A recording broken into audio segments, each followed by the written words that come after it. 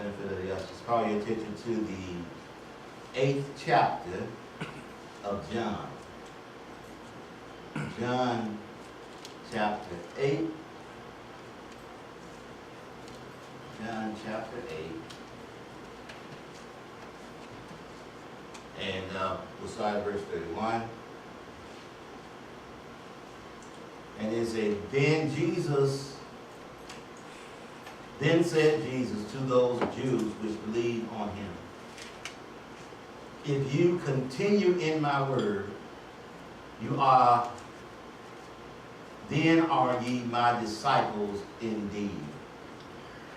And ye shall know the truth, and the truth shall make you free. That's just, you may be seated. Once again, we're talking to you again on true freedom.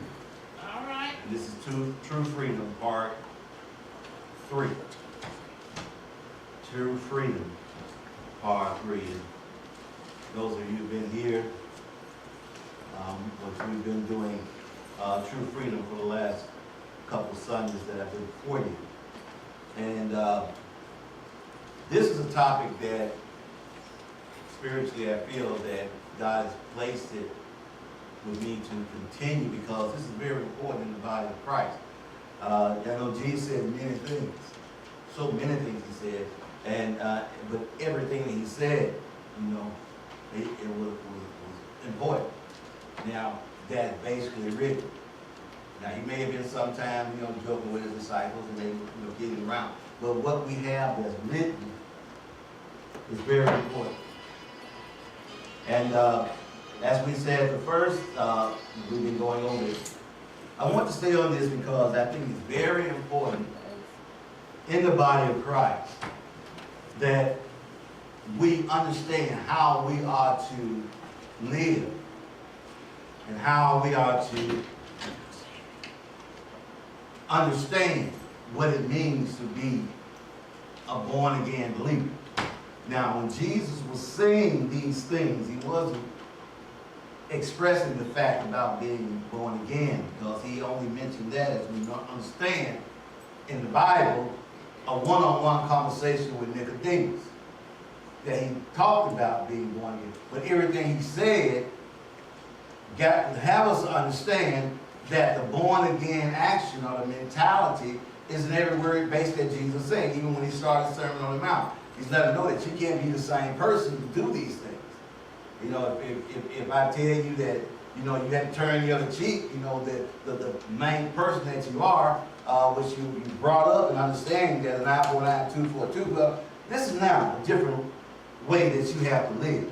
And so his words and his attitude that he presented to the Jews at that time was they have to live a different type of life, a renewed type of life, And there was going to be a procedure in order for them to do that. He was not going totally into detail with everybody. As I said, he went over it with Nicodemus, the basic procedure.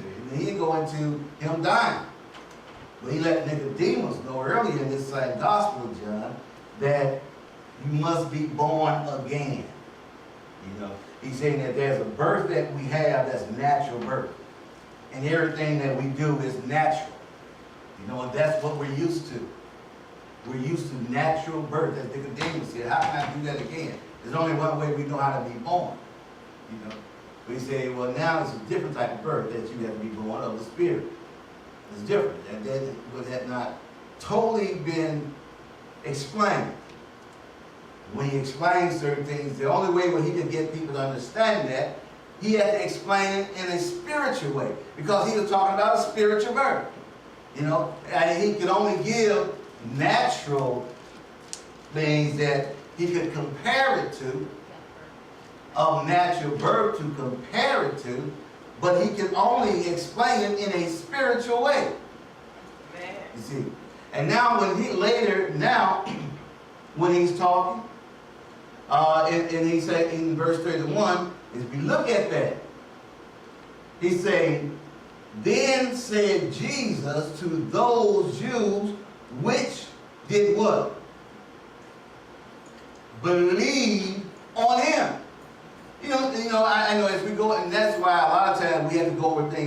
over and over and over again, because there's even one word or phrase that we'll miss because of the way we preach. Amen. You know, we will preach certain things, and there are certain words that we may miss, you know, but as Jesus said, every word that proceeds, you know, when you look at this, it can give you also a more enlightened way of seeing it. Right. Because he was saying, then said Jesus to those Jews which believed on him. Yes. Why would he say it to those who didn't believe on him? Because they wouldn't have understood it. So he had an open door. He had an open mind to focus. All right. One of the things that we have to understand as being born again believers is that we have to start understanding how to focus. You know, if we ask ourselves why certain things don't occur, and as God has given, as I'm into this, it also allows me, because I got to be the first one that's focused. You know, I just can't get up there and say certain things, and then through the week, all kind of stuff happens, because you guys don't realize what I deal with through the week. I mean, I don't help here, but through the week, I get all kinds of things. You don't realize the people who come through that door through the week, and mostly when they come through that door, because I'm here every day of the week. You know, handling this every day of the week, I'm here. And when they come through that door, they come to me with some tough stuff. I mean, some tough stuff. You know, things that, you know what, ooh, I may have one that, who do you think I am, Jesus? You know, but it's some things that is happening, all kinds of things that goes on. And as God had me, I said, okay, well, how? You got to be focused in who you are. All right. And I don't expect any of you to do what I do, because you're not put in that position to do this. You know, but what comes out of here is what can help you through your everyday way of life. If Jesus calls you, or the Holy Spirit calls you to do anything other than that, then it's fine. But when you're here, we're coming here together, we come here to hear the word so it can help you with your everyday way of life. Because the same way that they come to me, not only through here, but through everything else. You know, as Jesus has said earlier in the Gospel of Matthew, he said, upon this rock, I build my church. Yes. I will build my church. And then he didn't leave it right there. Because most of the time when we do anything, we start anything, a business, a building, a house, or whatever it is, then we're starting with that building. We don't think about the distractions that's going to happen. You know, when you're going somewhere and you're getting ready to get something started, you're thinking about what you're getting ready to do. You know, I'm getting ready to go buy this house. I'm getting ready to go buy me a car. I'm getting ready to go shopping and buy me an outfit. You know, you don't think about all the distractions that could come into place when you focus on doing those things. And then a lot of things, when certain things happen, it throws you off. You know, you get distracted. But what Jesus said, he said, up on this rock I will build my church, and the gates of hell shall not prevail against the building of the church. All right. Yeah. Let's focus. You know, all these things that are occurring. You know, when I deal with the history of the church, and when I look at going over that and over that, then the first, as I studied and studied through the first 300 years of the church, any other thing that was happening, there was no way that church should have survived the first 300 years. The Bible only takes you to about 50 years, approximately about 50 years or so after Jesus Christ rose from the dead and went to be his Father. All right. The Bible only covers close to about 50 years of that. It does not cover the rest of the time, especially in the first 300 years before the church became legalized as a church. It's not here. I mean, we have prophecies that prophesy of certain things. But everything that we have here that we've been studying the Bible is that we've been able to deal with, especially since they really put it together after 500 or 600 years after the book, after Jesus rose from the dead. Then they started trying to put it together. And then 1400 years after Jesus came, then they came up with the King James Bible. You know, there's so many things that occurred through all kinds of leaderships and things that could happen that will cause the church to say, okay, we're going to fold and let's do our own thing. But no, it went through the gates of hell, All right. trying to destroy it. Yeah. And we're here today surviving what the gates of hell could not destroy. And it is not stopping. It's not stopping either. Now, the Bible also says when the fullness of time, God said for his son, made of a woman, under the law. Born of a woman, under the law. And so here Jesus is talking now in the first century, and he's talking to those Jews that believed him. What did they believe? The third thing that Jesus was saying, they believed one of the things. Earlier he said, when ye have lifted up the Son of Man, then shall ye know that I am he, and that I do nothing of myself, but as my Father has taught me, I speak these things, and he that sent me is with me. The Father has not left me alone, for I do always those things that please him. And then he looked at the disciples that believed what he just said. He said, wow, they're on target. It looks like they're focused. Now let me lay this on them, because this is very important. Then he said, if you continue in my word, because he saw then that they were at that point listening to him.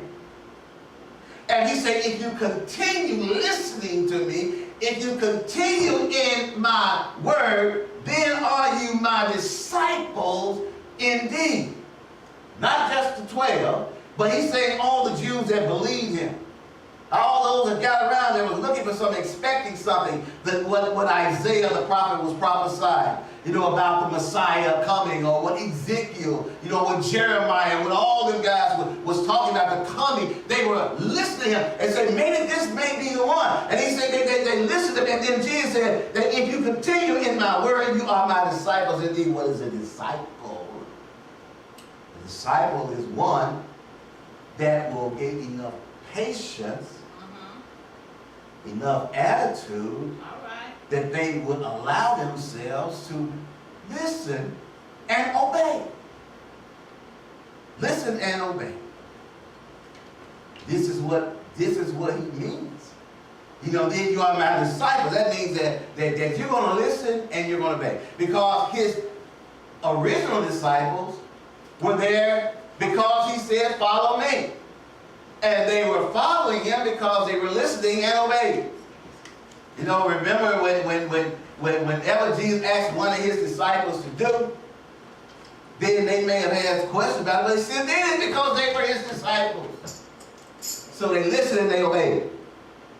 Here's another thing saying that if you continue my word, then you are my disciples indeed, and ye shall know the truth, and the truth shall make you free. All right. Now, first two lessons that we had teaching this, one of the main things I brought out to you was in that verse itself, what it's saying that the three basic words that Jesus talks about is, number one, is word. Word. If you continue my word, then if they continue his word, then we understand his word is true. If you continue in my true words, not as I say,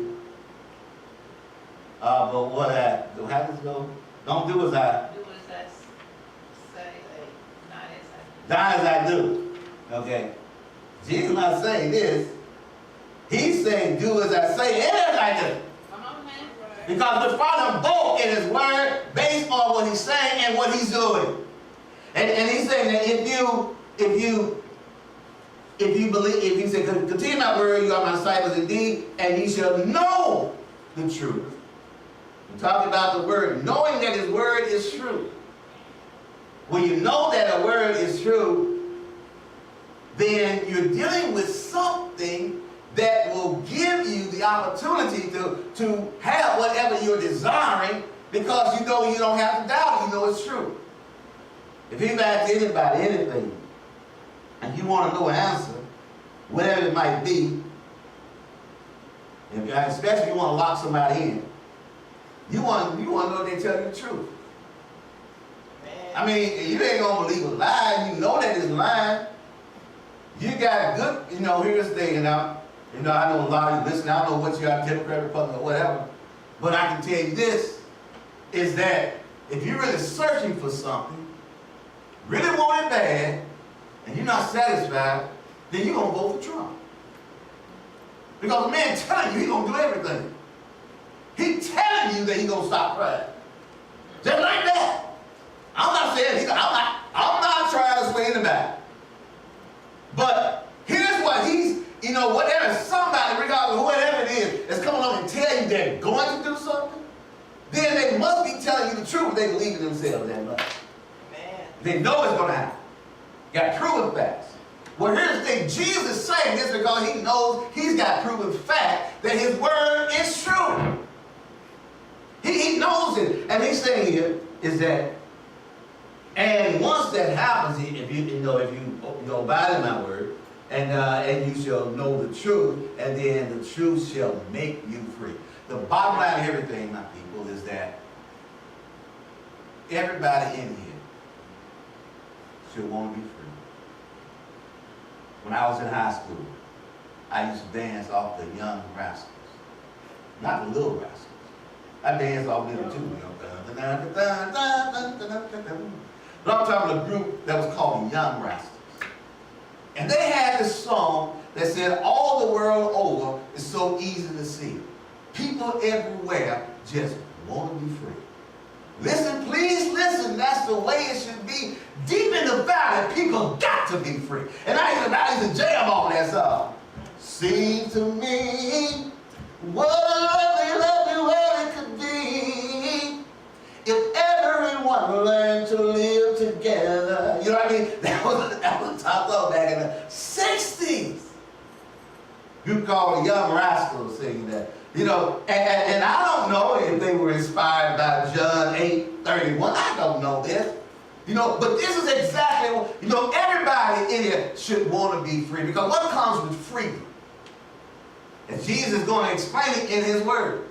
Well, he's saying that, once again, he's saying that if you continue in my word, now these are those who believe. It's easy to talk to somebody who's believing you than to talk to somebody who's doubting you.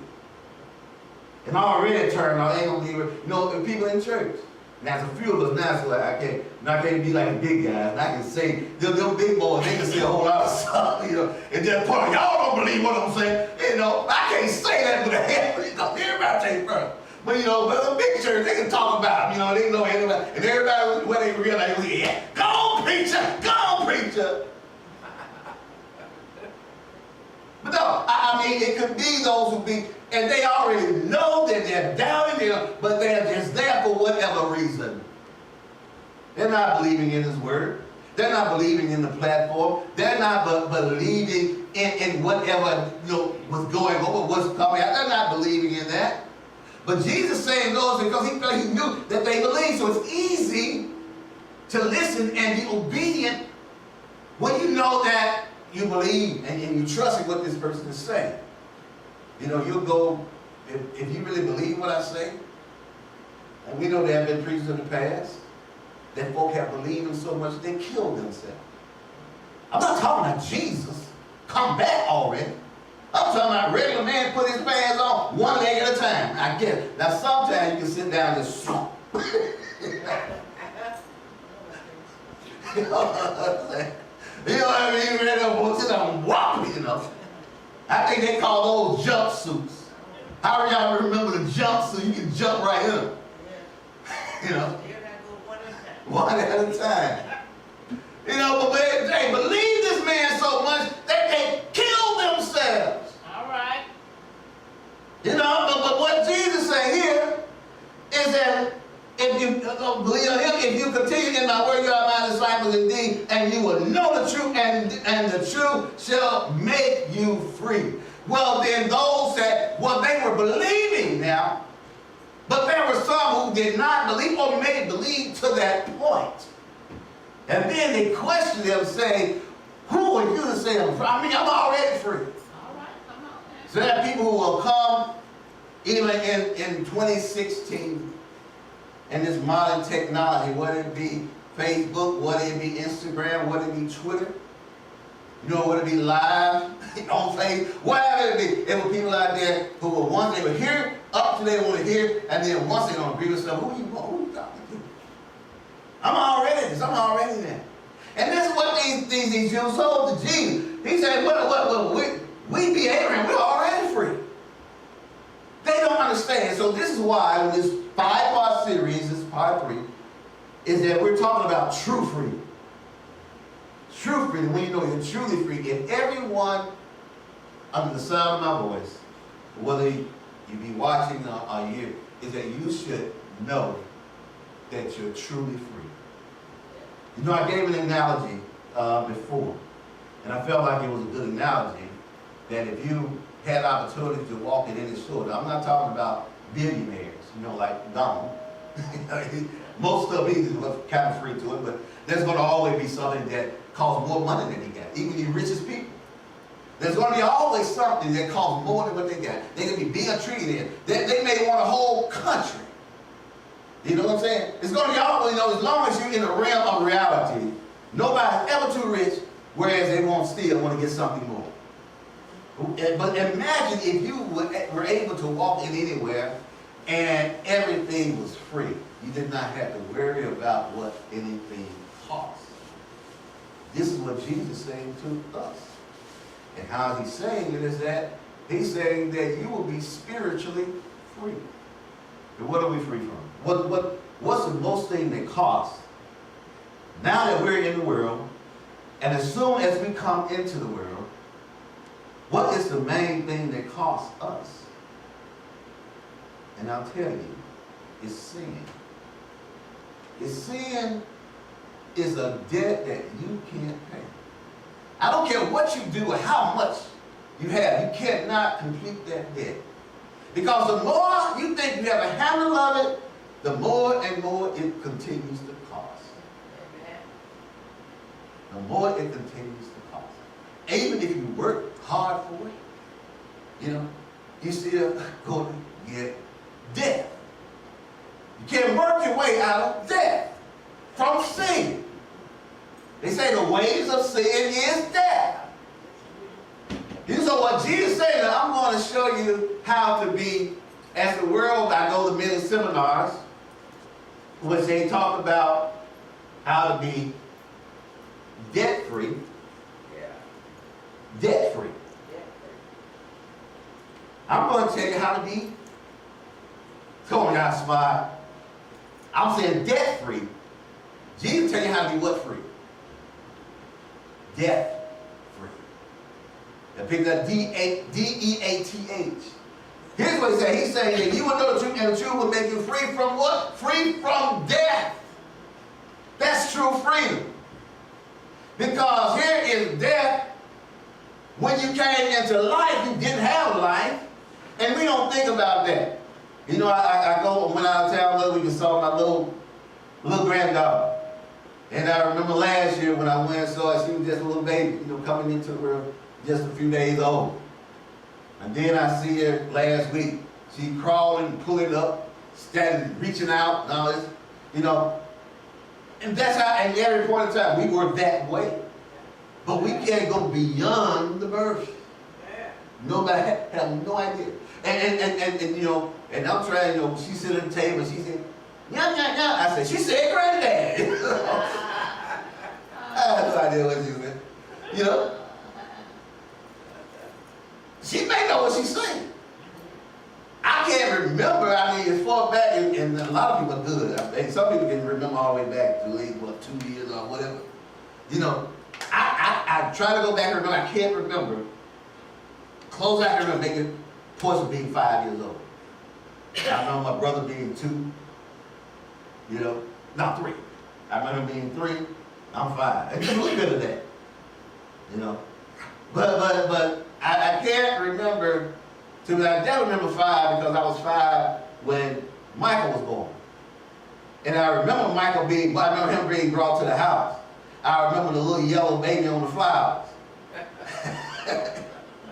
You know, I remember that spot today, but to go further, I can't remember anything.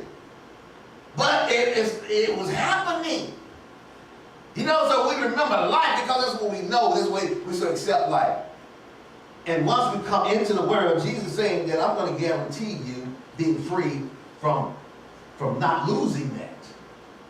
Many of us who really want to hold on to it, you know, that eternal life ministry, He gave me this, He's blessed me to put this with true freedom, it is that if you can gain anybody confidence or anybody focus, then you let them know that they're promised to live forever. You know, hey, I'm going to show you how you can live forever. True freedom. From what? Death. How can we hear this? Then you tell them, and then you like to say, oh, no. You mean I gotta do this? We were jamming yesterday at the family reunion, right? I mean, that rap movement. I mean, you know, and the little bitty kids, they had that music going so good, and I said, who's that? Who's that? Oh, that's so-and-so, so-and-so. I said, really? That Blue Jay Gold Jay. I don't know the name. They was called on every young little bitty kid. You know, had the little iPods and everything, they're jamming. That's the world we live in, people. That's where we live. You know, we're only here for just a couple hours, 3 hours. But once we give benediction, we're going out to the world where we live. And those of you who are watching Twitter, Facebook, whatever have you, you're dealing right now with the way that you live. And Jesus saying that by the way that you live, He said, I'm going to show you, if you listen to me, how we can be free. You know how you can go around situations like that and feel free that, hey, I ain't got to be fazed by that.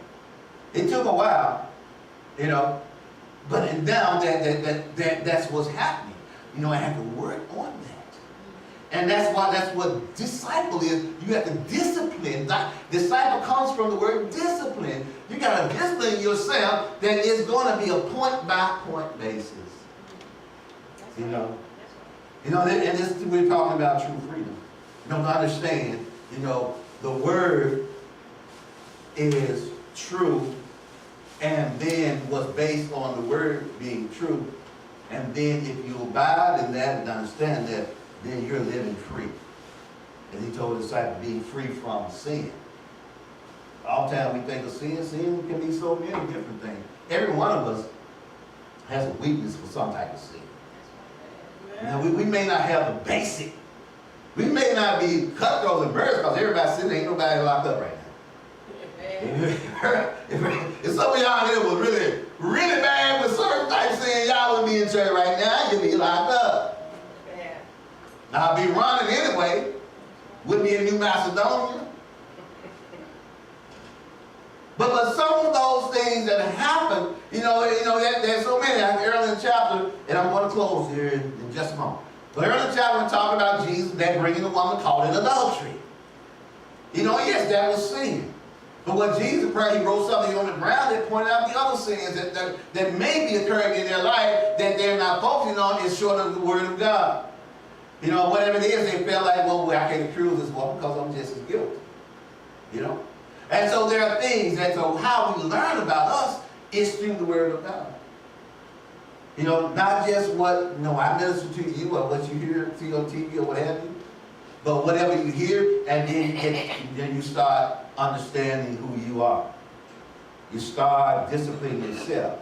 You start doing an analogy of your own life. Because God has given every one of us, and I feel we still have it, is conscience. That's how true freedom, when you understand conscience, and you'll be able to understand your shortcomings.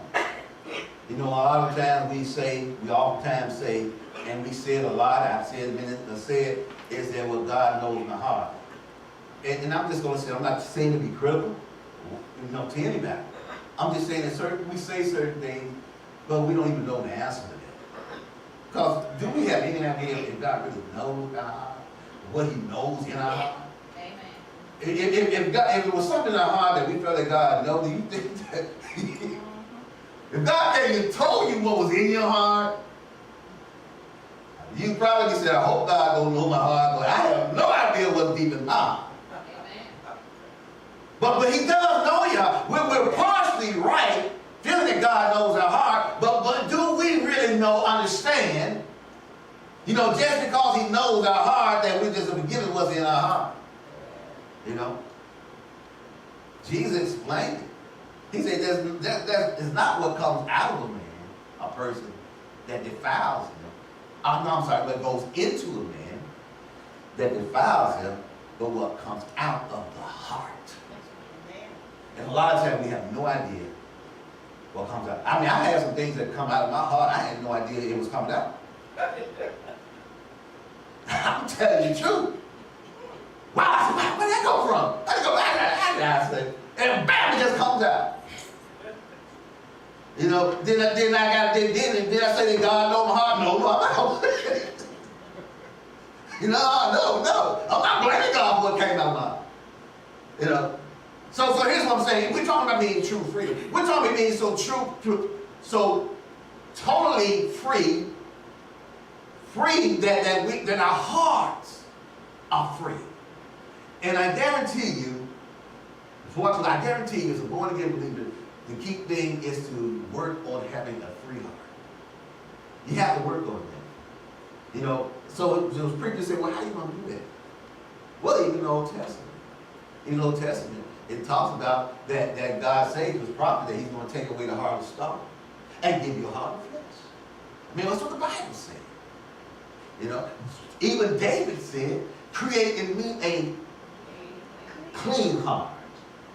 You see, I'm not just saying things because it sounds good. Somebody wrote this, even though there's so many things not written. But even before Jesus that came, David realized that his heart wasn't right. You know, and he said, create in me a clean heart and renew the right spirit in me. And we have to discipline ourselves, because that's why Jesus said that then you are my disciples indeed. If you can do this, he said, then indeed you're disciplining yourself so that eventually you can be truly free. And notice he didn't say that you are free. He said, if you believe, you abide in my word, then you are my disciples, then you will know the truth. And you are, at that time, you're truly free. Now, he said, you are my disciples. That means that you're disciplining yourself. That as once you're free, and understand what I'm saying, according to the way the word is saying it, once you're free from sin, then you will know that you're free. That's what Jesus said. He said, you will know the truth, and the truth will make you free.